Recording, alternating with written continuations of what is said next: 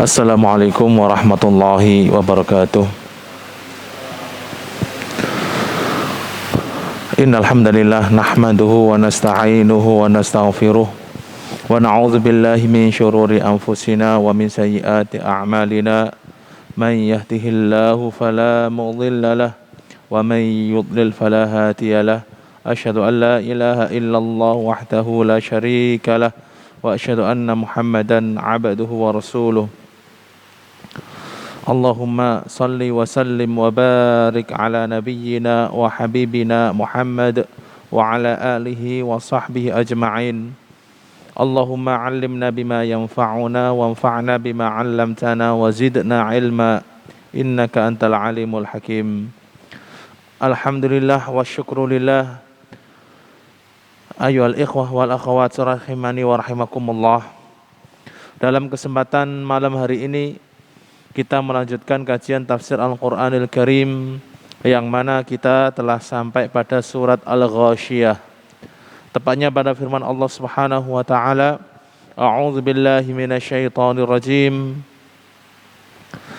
Afala yanzuruna ilal ibili kaifa khuliqat wa ilas samai kaifa rufi'at wa ilal jibali kaifa nusibat wa ilal ardi kaifa sutihat fadzakir innama anta mudzakkir lasta alaihim bimusaitir illa man tawalla wa kafar fayu'adzibuhu Allahul 'adzabal akbar inna ilayna iyabahum thumma inna 'alaina hisabahum.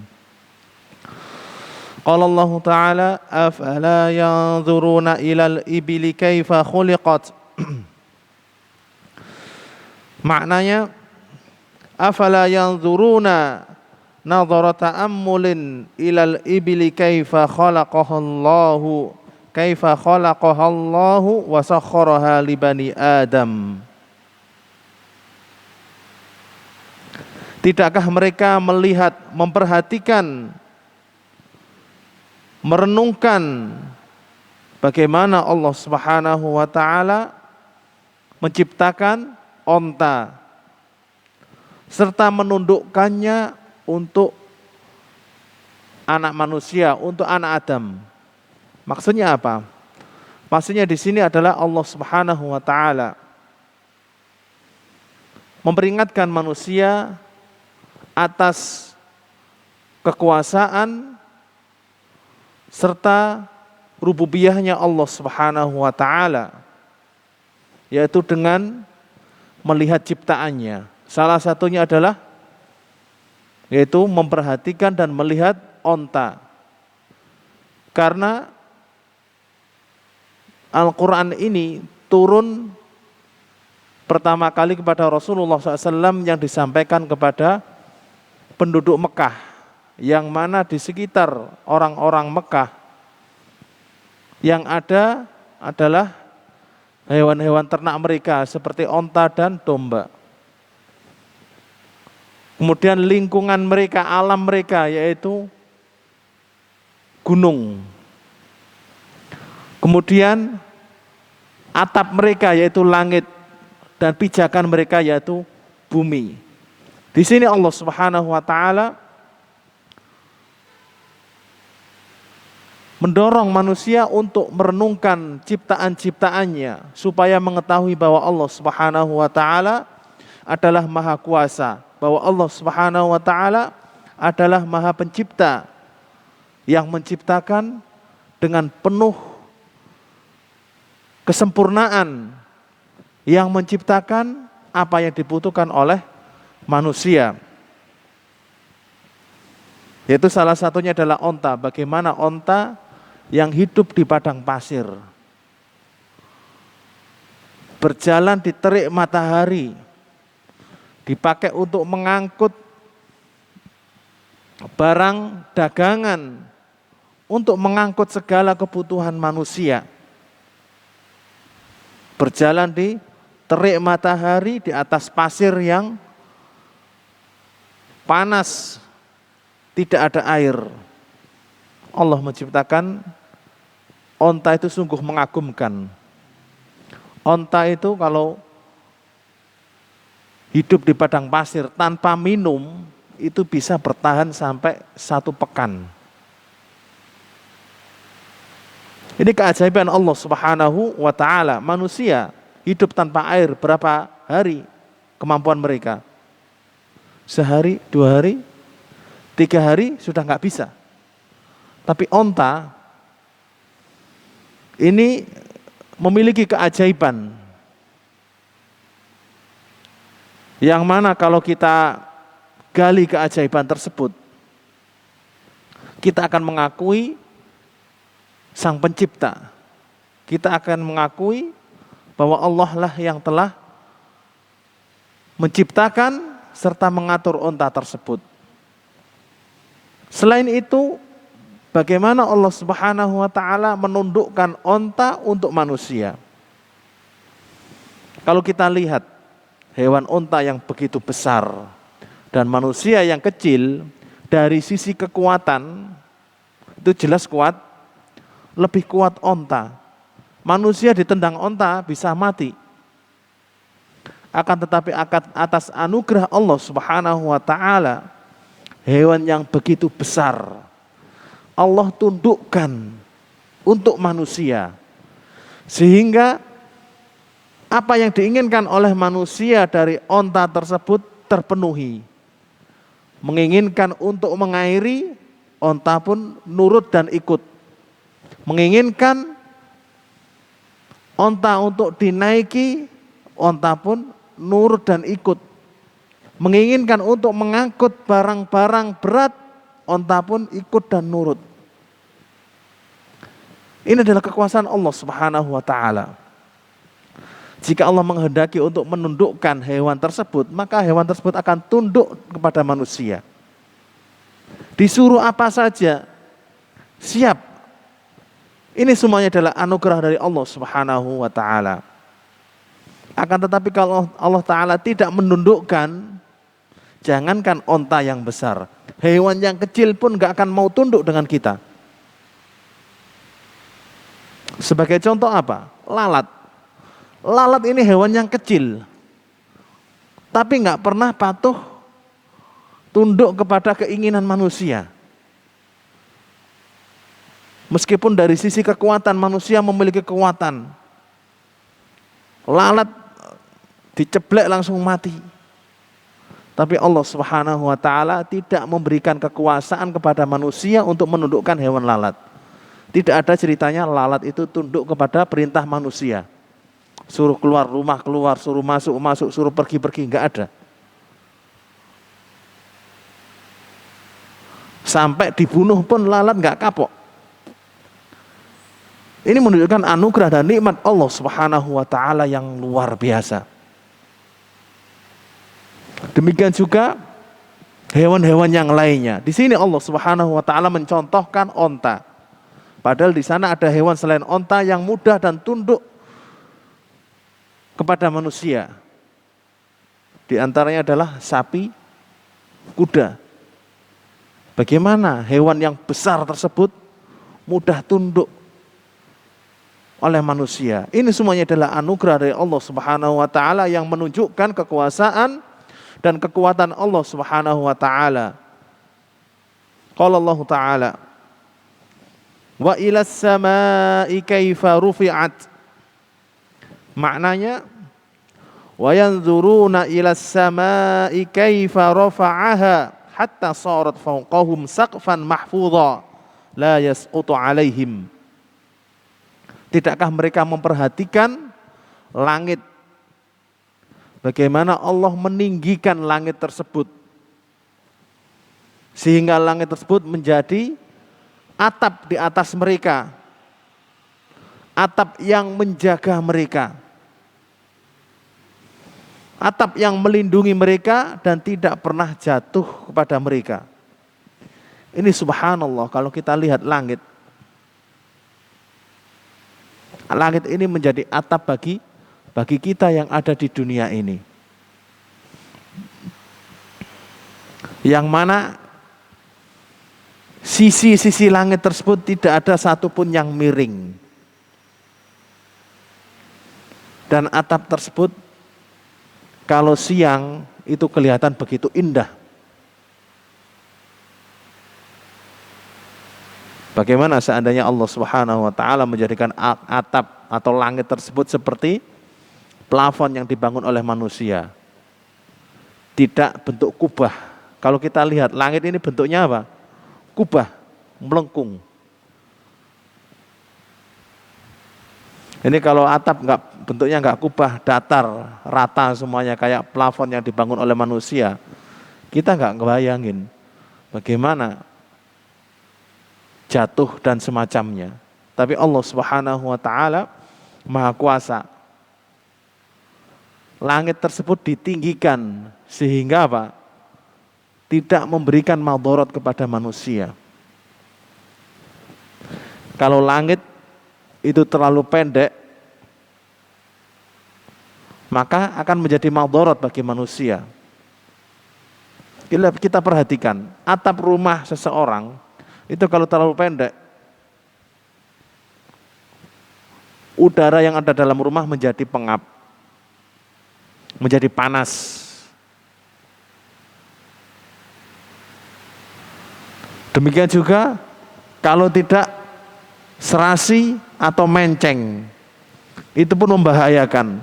Tapi langit oleh Allah Subhanahu wa taala ditinggikan sehingga manusia nyaman di bawahnya.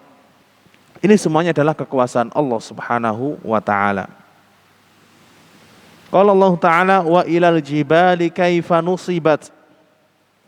Maknanya wa yanzuruna ilal jibali kaifa nasabaha wa thabata bihal ardu an tattariba bin nasi. Dan tidakkah mereka memperhatikan gunung-gunung, bagaimana Allah Subhanahu wa taala menegakkan gunung-gunung tersebut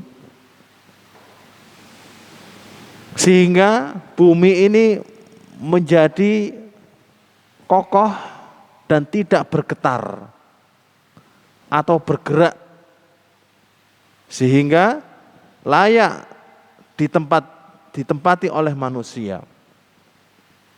Maksudnya apa? Maksudnya bahwa hendaklah manusia itu memperhatikan gunung. Bagaimana Allah Subhanahu wa taala menjadikan gunung tersebut kokoh berdiri. Yang mana dengan gunung tersebut seolah-olah gunung itu seperti pasak. Sebagaimana Allah jelaskan dalam ayat yang lainnya. Allah menjelaskan gunung itu seperti pasak yang membuat satu bangunan itu tidak goyang. Autada. Seperti kemah ya. Kemah itu kalau ditarik dengan tali, kemudian tali tersebut ditancapkan dengan pasak ke dalam tanah, kemah tersebut enggak bergoyang, enggak bergoncang. Kena angin pun masih bertahan. Demikian juga bumi ini. Allah Subhanahu wa taala menancapkan gunung di muka bumi supaya apa? Supaya bumi ini menjadi nyaman, tidak bergerak, tidak bergetar.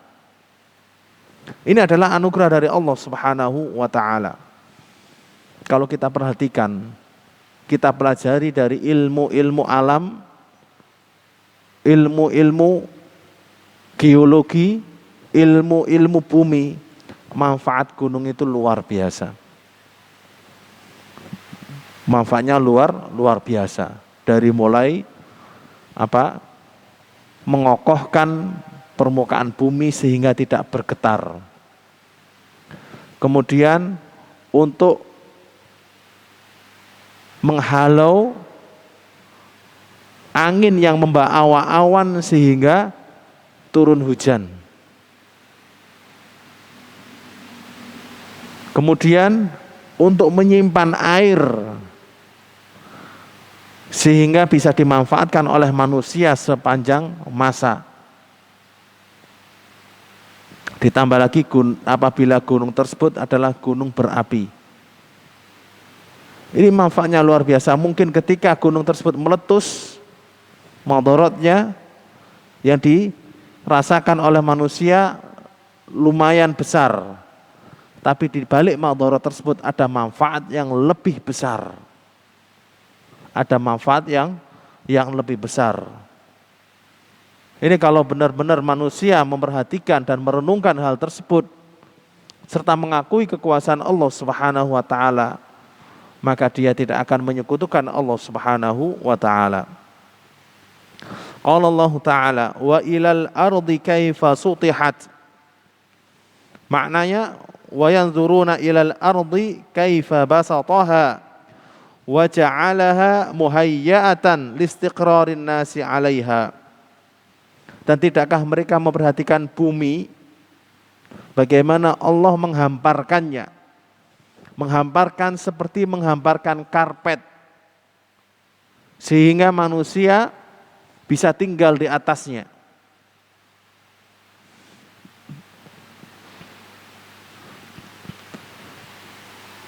Dan menjadikan bumi ini siap untuk ditinggali oleh manusia.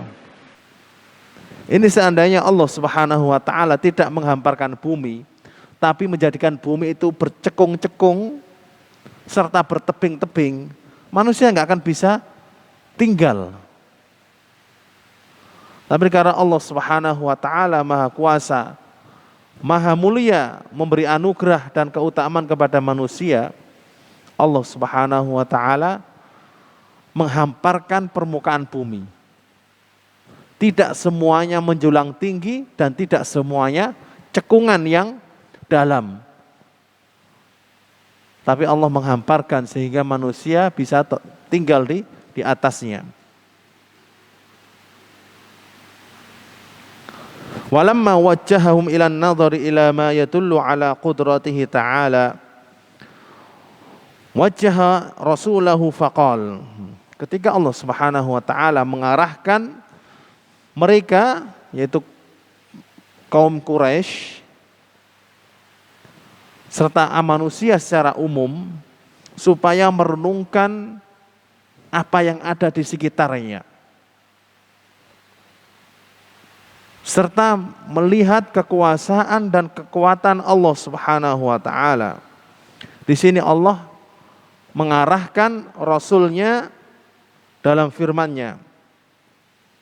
Faqala ta'ala fadzakir innama anta mudzakir.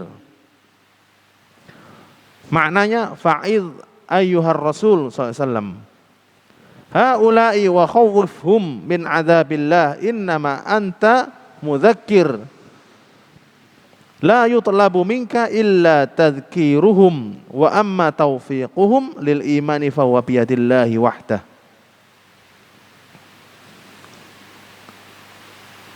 Allah Ta'ala berfirman, wahai Rasul SAW, berilah nasihat mereka, berilah mau'izah kepada mereka, kepada kaummu. Karena engkau adalah orang yang memberi peringatan. Engkau tidak diminta kecuali supaya memperingatkan kaummu, memperingatkan manusia.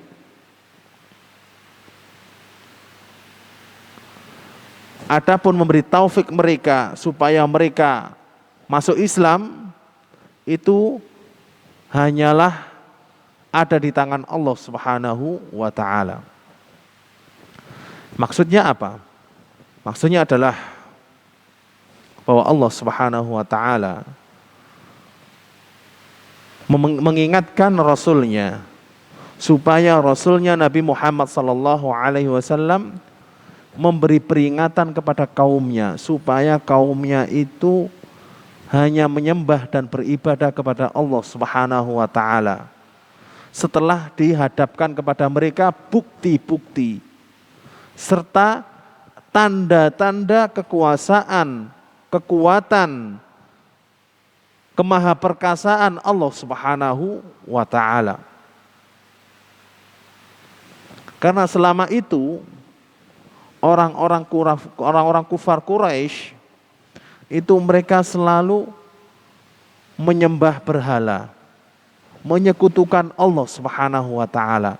Di antara mereka ada yang menyembah batu, ada yang menyembah pohon, ada yang nyembah jin, ada yang nyembah malaikat, ada yang nyembah manusia yang sudah meninggal dunia, yaitu menyembah nenek moyang, menyembah leluhur. Ini yang dilakukan oleh kufar Quraisy. Maka oleh Allah melalui Rasulnya, orang-orang kufar Quraisy ini diajak untuk merenungkan alam sekitarnya. Bahwa yang menciptakan, yang menguasai, yang mengatur itu hanyalah Allah, bukanlah sesembahan-sesembahan tersebut. Memberikan peringatan kepada kaumnya, memberikan peringatan kepada mereka, janganlah menyekutukan Allah Subhanahu wa taala yang telah meninggikan langit. Janganlah menyekutukan Allah Subhanahu wa taala yang telah menancapkan gunung di muka bumi, yang telah menghamparkan dunia ini, bumi ini. Janganlah menyekutukan Allah Subhanahu wa taala. Karena apa? Selain Allah tidaklah mampu melakukan hal tersebut. Ini Rasulullah diperintahkan oleh Allah Subhanahu wa taala supaya apa? Supaya memberi peringatan kepada kaumnya. Peringatan jangan sampai menyekutukan Allah, karena orang yang menyekutukan Allah akan diazab oleh Allah Subhanahu wa taala.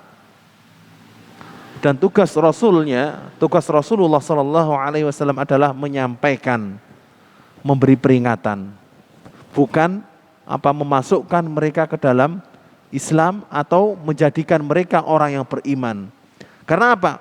Menjadikan seseorang beriman atau menjadikan seseorang masuk Islam itu adalah milik Allah Subhanahu wa taala. Itu adalah di tangan Allah Subhanahu wa taala. Dari sini bisa kita ambil pelajaran bagi siapapun yang melakukan tugas seperti yang dilakukan oleh Rasulullah SAW, yaitu berdakwah kepada Allah Subhanahu wa taala. Supaya apa? Supaya mengingat bahwa seorang dai tugasnya adalah menyampaikan kebenaran, menyampaikan sunnah-sunnah Rasulullah sallallahu alaihi wasallam. Adapun dia mau menerima atau dia menjadi baik atau dia mau berubah dan mengikuti sunnah-sunnah Rasulullah, maka ini di luar kemampuan seorang dai. Ini di luar wilayah seorang dai. Karena ini adalah wilayahnya Allah Subhanahu wa taala, yaitu memberi taufik kepada seseorang. Ini adalah kekuasaan Allah Subhanahu wa taala menjadikan seseorang menerima kebenaran. Ini adalah di tangan Allah Subhanahu wa taala menjadikan seseorang mengikuti sunnah-sunnah Rasulullah SAW. Dan ini akan memberikan pelajaran kepada kita ketika berdakwah. Kita ini gak akan berkecil hati ketika banyak yang menolak. Kita tidak putus asa ketika tidak ada yang mengikuti dakwah kita. Dan kita tidak akan berhenti dalam berdakwah meskipun banyak orang yang menolaknya. Karena apa? Kita sadar tujuan seorang dai adalah apa? Menyampaikan apa yang Allah wahyukan kepada Rasulnya dari Al-Quran maupun sunnah beliau sallallahu alaihi wasallam. Ibaratnya itu seperti kurir. Tahu kurir? Kurir tugasnya apa? Menyampaikan barang. Barang sudah diterima, sudah sampai, apa? Dia nggak mau tahu urusannya. Dia yang menerima, yang sudah dikasih barang tersebut mau menerima, mau make, mau dibuang, mau diapa, dia nggak mau tahu.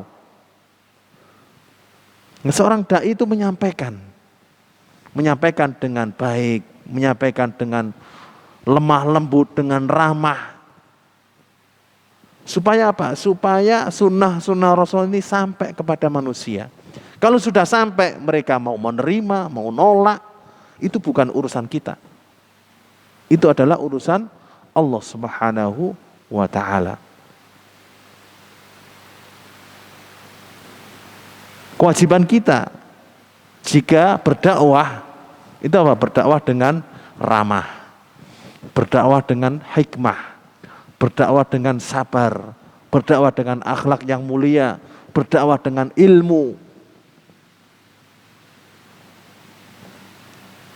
Kenapa? Karena kita mengikuti Rasulullah dan Rasulullah adalah pemberi peringatan yang mengingatkan manusia. Qala Allah Ta'ala, lasta alaihim bimusaitir. Maknanya, lasta alaihim musallatan hatta tukrihahum alal iman. Lasta alaihim musallitan hatta tukrihahum alal iman. Engkau bukanlah orang yang semena-mena, orang yang memaksa sehingga memaksa mereka untuk masuk iman, untuk masuk Islam. Maksudnya apa? Maksudnya di sini Allah Subhanahu wa ta'ala itu memberitahukan kepada Rasulnya bahwa beliau itu bukanlah pemaksa, bukanlah apa? Diktator, bukanlah orang yang semena-mena memaksa siapapun untuk beriman atau memaksa siapapun untuk masuk Islam. Karena apa? Karena masuknya seseorang dalam iman, dalam Islam itu semuanya adalah di tangan Allah Subhanahu wa ta'ala. Nah, ini menunjukkan bahwa siapapun yang mengikuti jejak Rasulullah SAW hendaklah dia menyadari posisinya, bahwa dia bukanlah orang yang semena-mena memaksa orang lain untuk mengikuti dakwahnya. Bukanlah orang yang keras memaksa orang lain supaya mau masuk Islam, supaya mau beriman, supaya mau mengikuti sunnah. Tidak, itu bukanlah tugas da'i. Da'i tugasnya adalah menyampaikan, memberi peringatan, menakut-nakuti akan azab Allah Subhanahu wa ta'ala. Qala Allah Ta'ala, illa man tawalla wa kafar.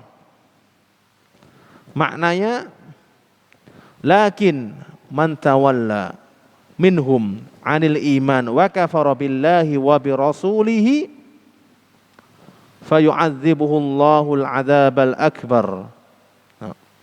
Qala Allah Ta'ala, illa man tawalla wa kafar fayu'adzibuhu Allahul adzabal akbar. Maknanya, lakin man tawalla minhum anil iman wa kafara billahi wa birasulihi fayu'adzibuhu Allahu yaumal qiyamati al-'adzabal a'zama bi an yudkhilahu jahannama khalidan fiha. Akan tetapi orang yang berpaling dari keimanan serta kufur kepada Allah dan kepada Rasulnya, maka Allah mengadab mereka pada hari kiamat dengan azab yang sangat besar, yaitu dengan memasukkan mereka ke dalam api neraka jahanam secara kekal. Maksudnya apa? Maksudnya ini adalah ancaman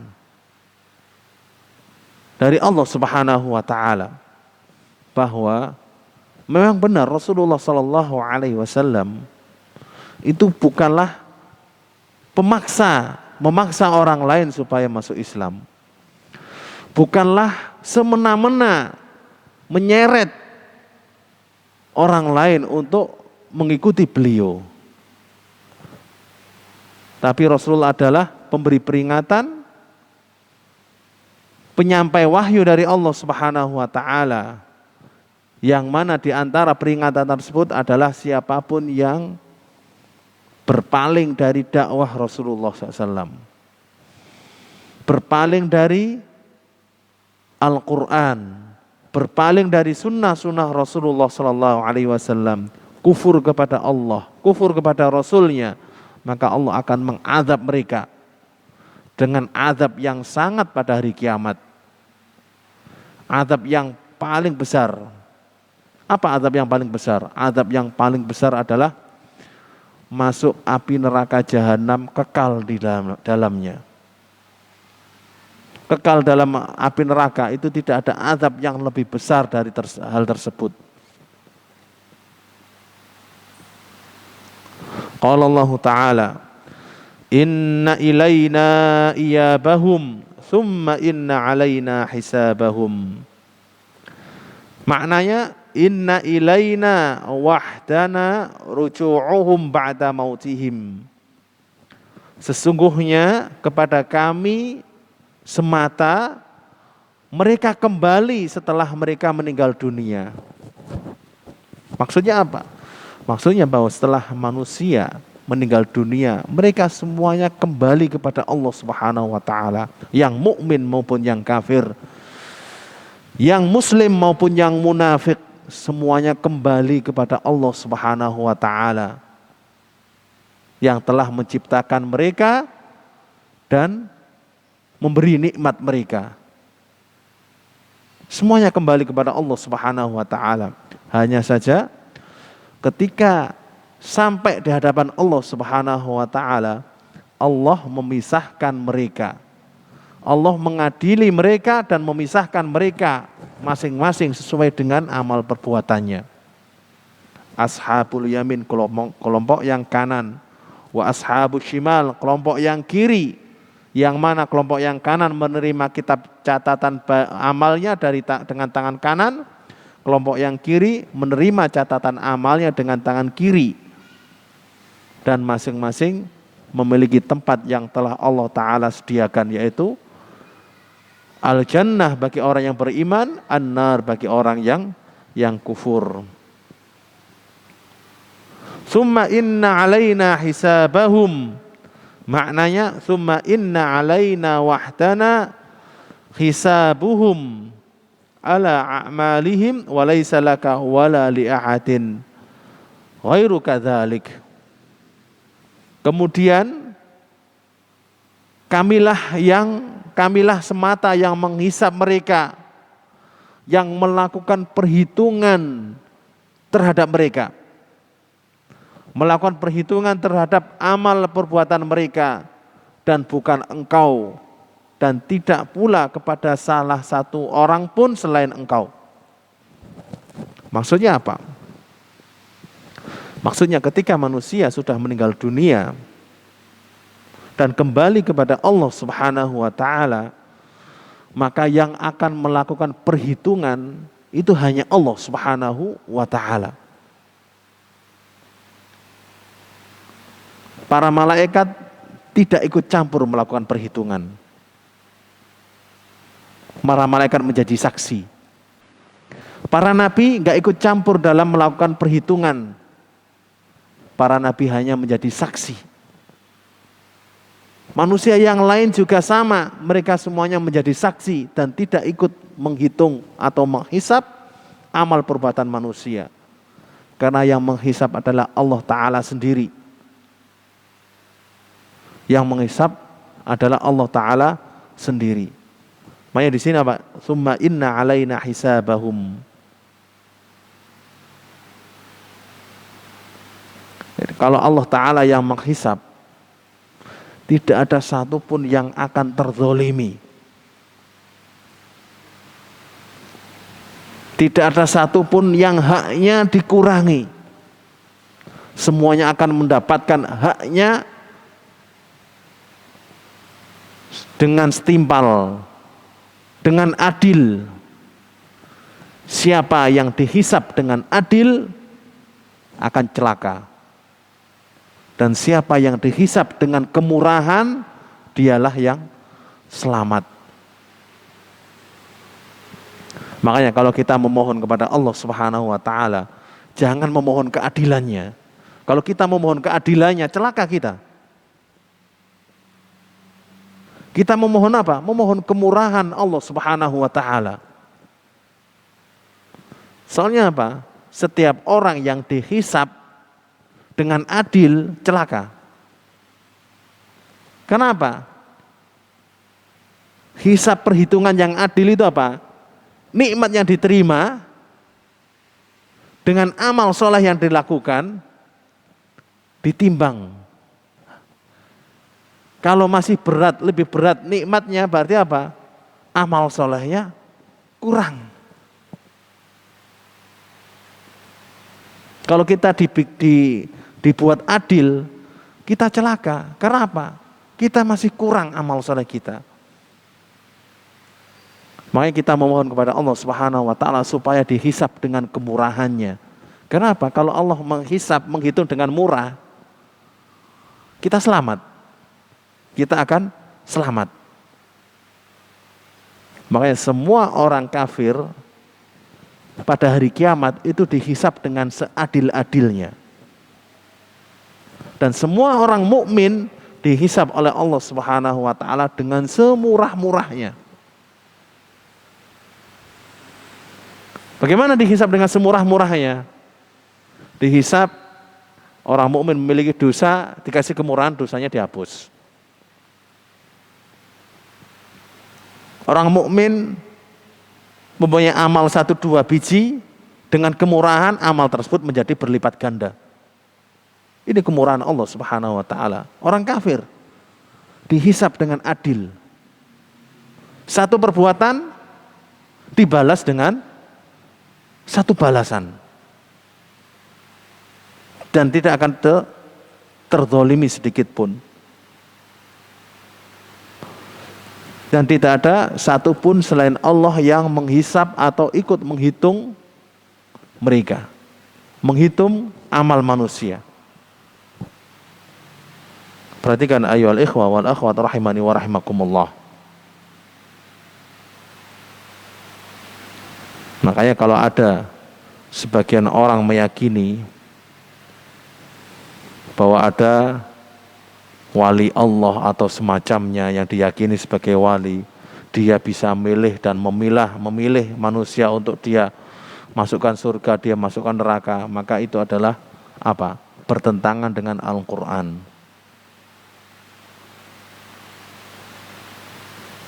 Ada orang yang bisa menyelamatkan selain Allah dari kiamat, itu bertentangan dengan Al-Quran, karena tidak ada yang bisa menyelamatkan kecuali Allah Subhanahu wa ta'ala.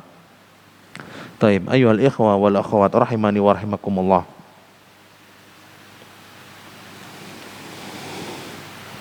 Dari beberapa ayat di atas ada beberapa pelajaran yang kita ambil. Yang pertama yaitu menjadikan keberadaan makhluk-makhluk yang ada di sekitar kita sebagai hujjah, sebagai bukti yang berhak diibadahi hanyalah Allah Subhanahu wa ta'ala.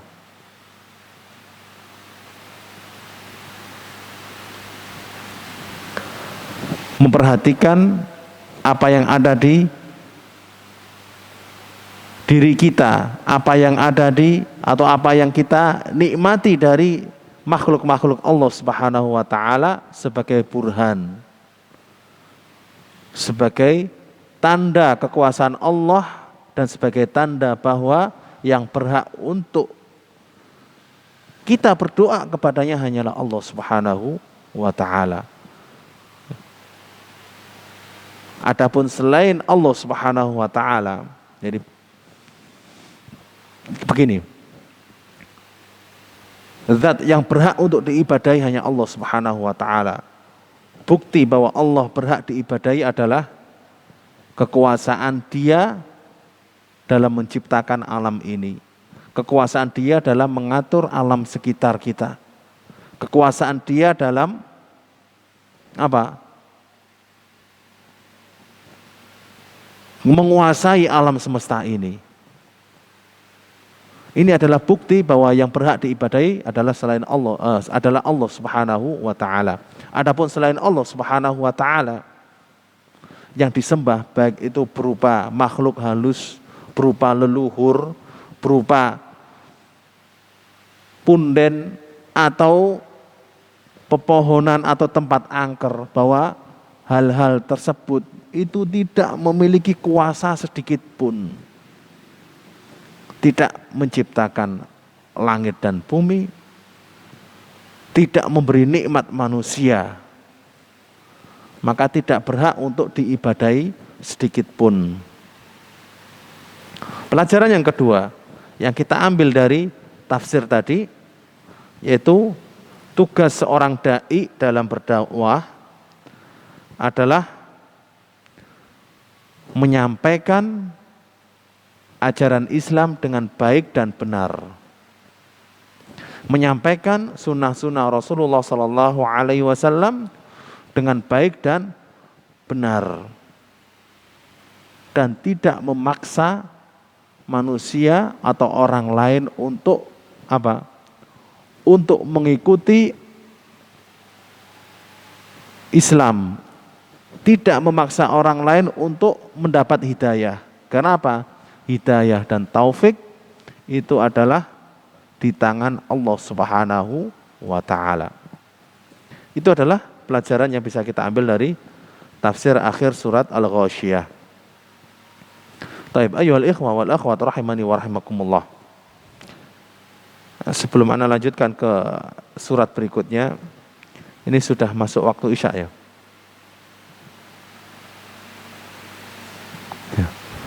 Kalau sudah masuk waktu Isya, muadzin dipersilakan untuk adzan. Baik, ayyuhal ikhwa wal akhwat rahimani wa rahimakumullah. Kita lanjutkan tafsir dari surat Al-A'la. Qala Allah Ta'ala, a'udzu billahi minasyaitonir rajim. Bismillahirrahmanirrahim. Sabbihisma rabbikal a'la alladzi khalaqa fasawwa walladzi qaddara fahada والذي أخرج المرعى فجعله غثاء أحوى سنقرئك فلا تنسى إلا ما شاء الله إنه يعلم الجهر وما يخفى. Ini adalah surat Al-A'la, dinamakan dengan surat Al-A'la, diambil dari firman Allah Subhanahu wa Ta'ala yang ada pada ayat pertama. Sabbihisma rabbikal a'la.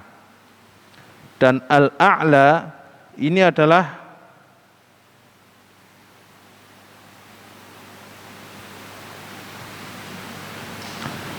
nama daripada nama-nama Allah Subhanahu wa Ta'ala. Nama daripada nama-nama Allah Subhanahu wa Ta'ala, yaitu Asmaul Husna.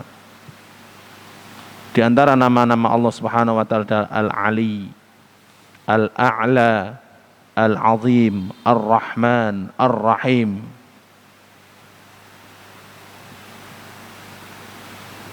Dan surat Al-A'la ini adalah termasuk surat Makkiyah. Artinya surat Makkiyah adalah surat yang diturunkan di kota Mekah sebelum Rasulullah Sallallahu Alaihi Wasallam hijrah ke kota Madinah. Jumlah ayatnya ada 19 ayat.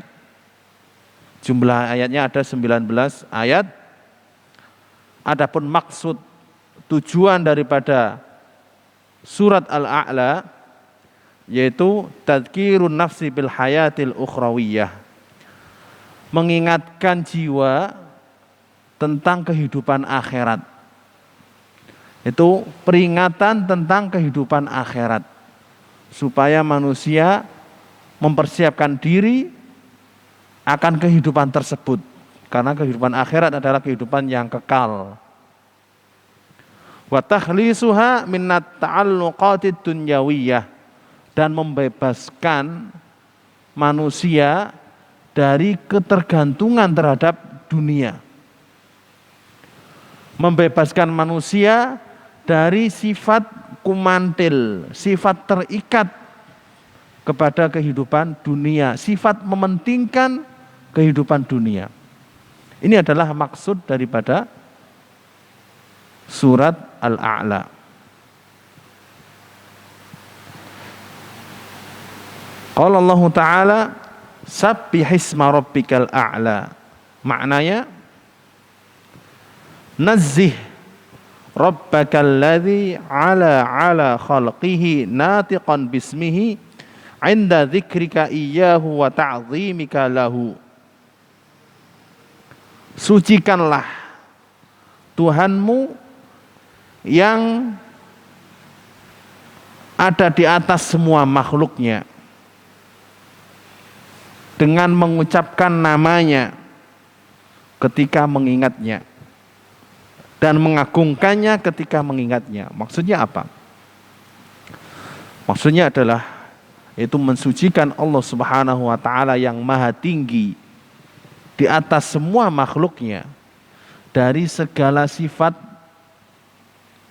tercela, dari segala sifat kurang, dari segala keaiban. Karena Allah Subhanahu wa taala sempurna. Karena Allah Subhanahu wa taala adalah di atas segala-galanya. Maha sempurna, tidak kurang sedikit pun baik namanya maupun sifat-sifatnya. Ini mensucikan Allah Subhanahu wa taala dari sifat-sifat yang disematkan oleh orang-orang musyrikin. Apa yang disematkan oleh orang-orang musyrikin dari sifat-sifat Allah taala? Orang-orang musyrikin mensifati Allah taala memiliki anak. Orang-orang musyrikin mensifati Allah taala lalai. Orang-orang musyrikin mensifati Allah taala dengan sifat-sifat yang tidak patut dan tidak layak. Maka di sini Allah Subhanahu wa taala memerintahkan kita supaya kita mensucikan Allah dari sifat-sifat yang tidak patut tersebut. Mensucikan, menjauhkan Allah taala dari sifat-sifat yang tercela tersebut. Karena Allah adalah yang terpuji. Allah adalah yang memiliki pujian. Dialah yang memberikan pujian. Alhamdulillahi rabbil alamin. Kemudian Al-A'la sebagaimana saya jelaskan tadi termasuk Asmaul Husna. Nama Allah yang indah dan memiliki sifat apa? Al-Ulu, sifat yang maha tinggi, sifat maha luhur dan maha tinggi Allah Subhanahu wa taala. Ini dari sisi zat maupun dari sisi makna. Adapun dari sisi zat bahwa Allah Subhanahu wa taala berada di atas semua makhluknya. Allah taala berada di atas semua makhluknya. Makhluk Allah taala semuanya ada di bawah. Semakin ke atas ke langit. Di atas langit ada langit, di atas langit ada langit sampai langit ke-7. Di atas langit ke-7 apa? Arsy. Arsy itu adalah makhluk Allah yang paling tinggi. Kedudukannya dan tempatnya. Tidak ada makhluk lain di atas arsy. Karena arsy adalah makhluk Allah yang paling tinggi tempatnya. Dan di atas arsy adalah Allah Subhanahu wa ta'ala. Allah ta'ala di atas arsy, otomatis Allah ta'ala di atas semua makhluknya. Ini uluwul dzat, uluwul qahr. Uluwul qahr artinya Allah ta'ala maha tinggi, tidak ada satupun yang bisa mengalahkannya. Tidak ada satupun yang melebihinya, apalagi tidak ada satupun yang menyamainya, apalagi melebihinya. Semuanya tunduk di hadapan Allah Subhanahu wa ta'ala. Tidak ada satupun yang lepas dari kekuasaan Allah Subhanahu wa ta'ala. Uluwul qahr wa uluwul syan. Uluwul syan itu Allah maha luhur perbuatannya. Allah maha tinggi perbuatannya, Allah melakukan apapun yang Dia kehendaki. Tidak ada satupun yang menghalangi atau mampu menahan apa yang Allah kehendaki, apa yang Allah perbuat. Fa'alun lima yurid. Allah melakukan apapun yang Dia kehendaki. Tidak ada satupun yang mampu menghalangi perbuatan Allah Subhanahu wa taala.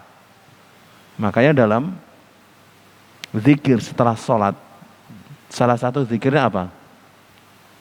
Allahumma la mani'a lima a'taita wa la mu'tiya lima mana'ta.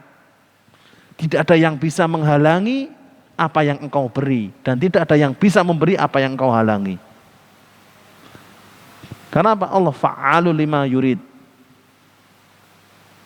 Maha melakukan perbuatan yang Dia inginkan. Tidak ada satupun yang bisa menolak atau menghalanginya.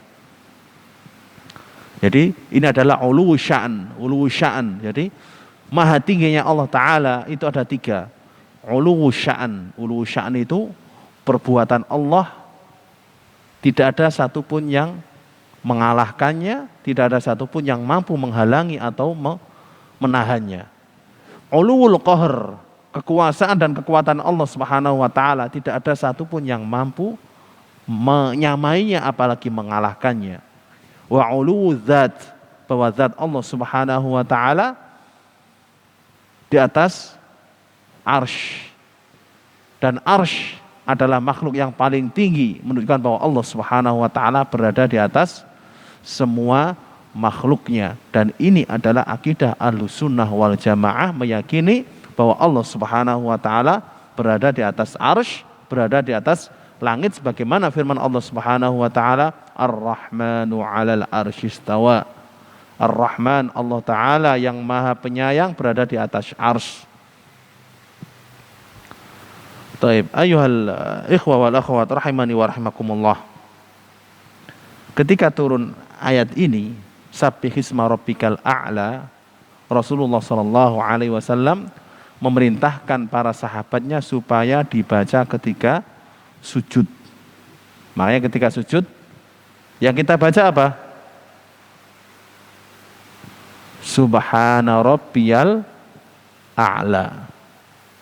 Ini karena Allah memerintahkan sabbihisma rabbikal a'la. Bertasbihlah kepada Allah yang maha tinggi.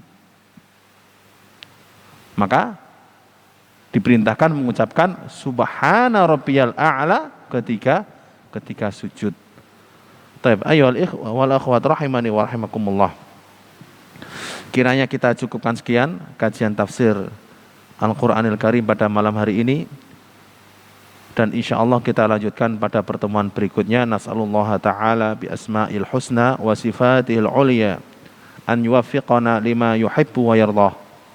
Allahumma waffiqna lima tuhibbu wa tardah.